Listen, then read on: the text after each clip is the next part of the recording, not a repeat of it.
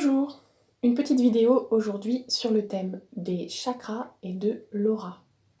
Nous avons tous conscience d'avoir un corps, d'avoir un esprit, des pensées, mais nous n'avons pas forcément tous conscience d'avoir un corps énergétique, une énergie.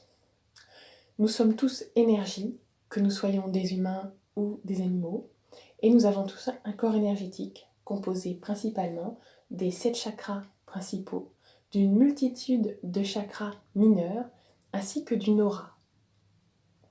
Dans cette petite vidéo, mon objectif est de vous expliquer les grandes lignes sur ce thème, afin que vous soyez plus au fait de ce qui se passe dans votre invisible.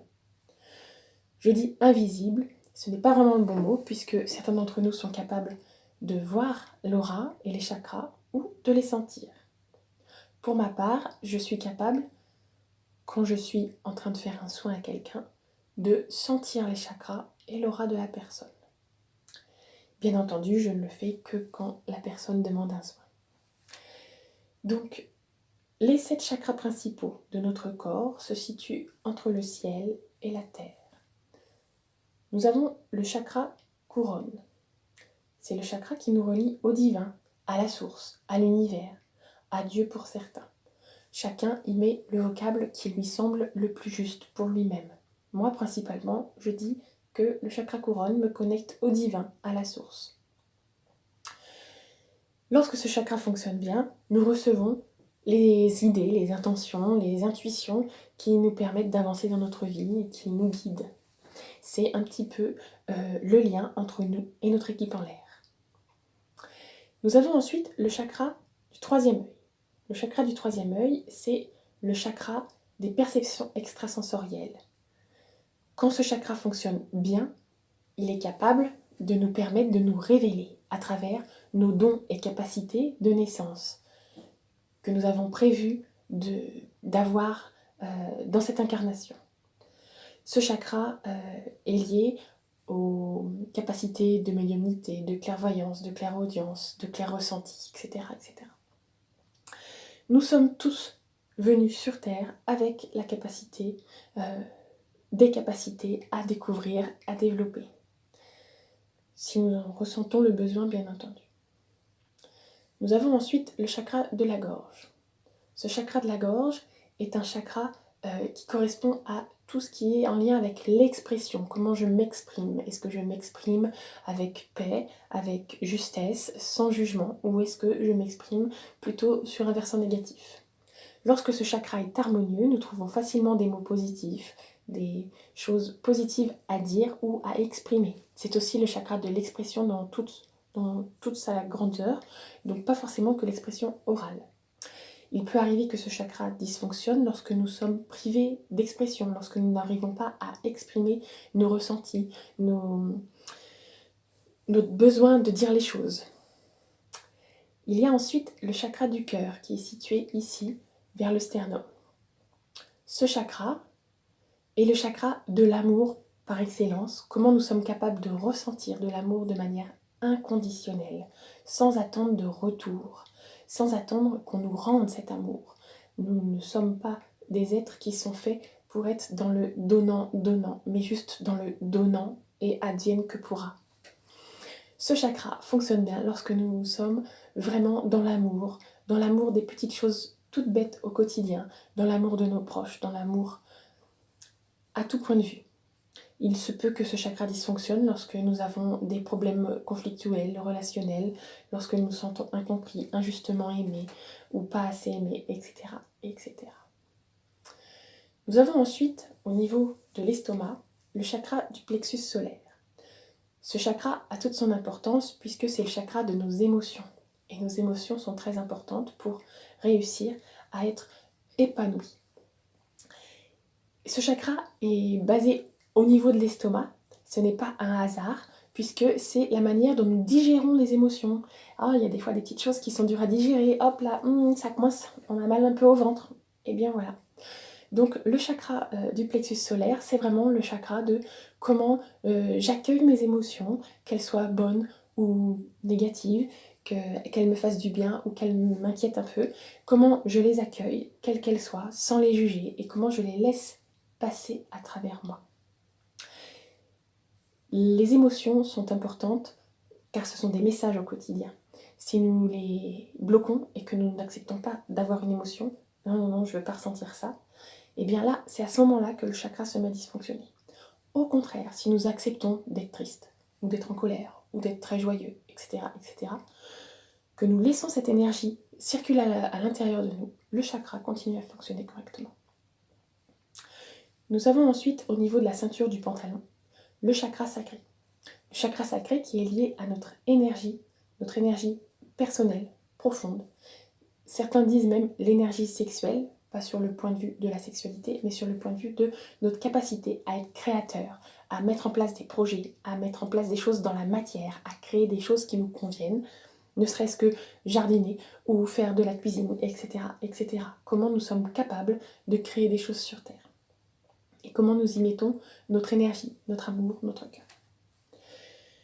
Et pour terminer, nous avons le 7e chakra, ou le premier, ça dépend dans quel sens on voit les choses, peu importe, il n'y a pas d'ordre, c'est le chakra racine qui se situe entre les jambes et qui n'est pas corporel, un peu comme le chakra couronne. Donc il se situe entre les jambes et il est notre lien à la terre.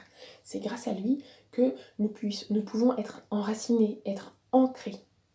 Lorsque ce chakra fonctionne bien, nous avons un bon ancrage, nous avons les pieds sur terre, nous avons des idées plutôt rationnelles, nous sommes bien avec nous-mêmes, avec notre environnement. Et lorsqu'il dysfonctionne, les choses se gâtent un peu, nous sommes un petit peu olé olé, un petit peu la tête dans les nuages. Il faut savoir que l'harmonisation de tous ces chakras est un travail au quotidien, un travail de longue haleine, où chaque jour on émet des intentions positives pour que ces chakras tournent tous dans le bon sens. Comment ça se passe lors d'un soin ? Lors d'un soin, moi, je me connecte à la personne et avec mes mains, je prends le temps de ressentir l'énergie qui se dégage du chakra de la personne. Et j'essaie de sentir jusqu'où le chakra émane, jusqu'où son énergie envoie. Je ressens tout de suite dans ma main, enfin les deux, si ce chakra envoie de l'énergie positive. Je ressens de la chaleur, je ressens quelque chose qui est en mouvement, qui tourne dans le sens des aiguilles d'une montre, toujours comme une spirale. Et lorsque ce chakra dysfonctionne, je ressens du froid, je ressens comme un vide, comme s'il manquait quelque chose. Et là, parfois, je peux avoir le sentiment aussi que ça tourne à l'envers. Ce sont les ressentis de mon corps. Mais lorsque je fais un soin, j'ai aussi des ressentis par intuition. Je reçois des informations, des petits mots, des petits messages qui m'arrivent par le biais de pensées. Ces pensées me donnent une indication sur le pourquoi, du comment, du dysfonctionnement du chakra. Et parfois, il n'est pas besoin de connaître les causes. Il est bien dans la vie de ne pas toujours passer son temps à chercher le pourquoi du comment, mais à essayer de positiver pour aller de l'avant. Donc voilà, je ressens dans mes mains, je reçois des intuitions pour pouvoir aider les personnes à s'harmoniser au niveau énergétique. L'ensemble de nos chakras constitue une ligne au milieu de notre corps et lorsqu'ils fonctionnent tous bien, nous sommes alignés. Ils nous permettent de recevoir à la fois l'énergie du ciel, l'énergie cosmique, mais aussi l'énergie du sol, l'énergie de la terre. Et ces deux énergies peuvent se rejoindre et peuvent circuler à l'intérieur de nous. Nous sommes alors vraiment en connexion terre-ciel et l'énergie circule à travers nous. Lorsque nous méditons, lorsque nous marchons dans la nature, lorsque nous prenons du temps pour nous poser, pour arrêter de réfléchir et de penser, lorsque nous nous intériorisons, cette énergie circule beaucoup mieux et vient nous nourrir énergétiquement, vient nous faire du bien. Maintenant que je vous ai expliqué les chakras, je vais vous expliquer l'aura.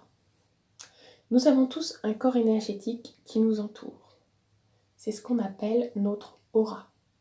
L'aura est en quelque sorte comme une coquille qui nous entoure, une bulle. Cette bulle est malléable, elle bouge en fonction de nos émotions, en fonction des lieux où nous sommes, des personnes que nous croisons. Elle réagit, elle est vraiment vivante, c'est vraiment notre comment dire, c'est notre nous énergétique. Lorsque nous sommes bien, heureux, contents, que nous sommes dans un environnement respectueux de nous-mêmes, où nous nous respectons nous-mêmes, en harmonie. Notre aura est large, expansée, lumineuse. Et lorsque nous ne sommes pas bien, ou dans un endroit qui ne nous convient pas, elle a tendance à se rétrécir, à s'expanser, se rétrécir en fonction de l'endroit, de la situation. Certaines personnes peuvent avoir des décalages de l'aura, soit sur les côtés, devant, derrière, etc., qui peuvent expliquer des situations vécues, des traumatismes ou des modes de pensée ou modes de vie qui ne conviennent pas à la personne et à son âme. Lors d'un soin énergétique, avec mes mains, je fais un diagnostic pour essayer de trouver où se trouve l'aura et dans quel état elle est. Je dis essayer, mais je ne fais pas qu'essayer, je détecte son emplacement. Donc par exemple, quand l'aura d'une personne se situe sur le côté, je peux, avec mon intention et avec mon énergie magnétique, le magnétisme, la recentrer.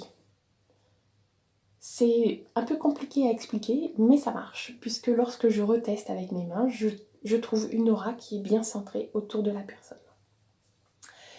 Une fois que cette aura est bien centrée, que j'ai bien émis l'intention de la verrouiller sur l'axe de la personne pour éviter qu'elle se décentre au moindre petit souci, je demande une expansion de l'aura. Et je visualise avec mon intention que cette aura grandit, se recharge, s'expanse d'énergie positive, de lumière. Et c'est là que je commence à sentir dans mes mains que tout grandit autour de la personne. Que cette énergie devient de plus en plus lourde, positive, épaisse et protectrice. Une fois que nous avons nettoyé, purifié et harmonisé tout ce système énergétique, les chakras plus l'aura, les bienfaits se font sentir quasiment immédiatement pour la plupart des personnes. Les bienfaits peuvent être de multiples façons, de multiples origines. Chacun reçoit ce qu'il a besoin de recevoir lors d'un soin. J'espère que mes explications vous auront permis d'en savoir un peu plus sur le rôle et la fonction des chakras et de l'aura. Je vous souhaite une très belle journée. Au revoir.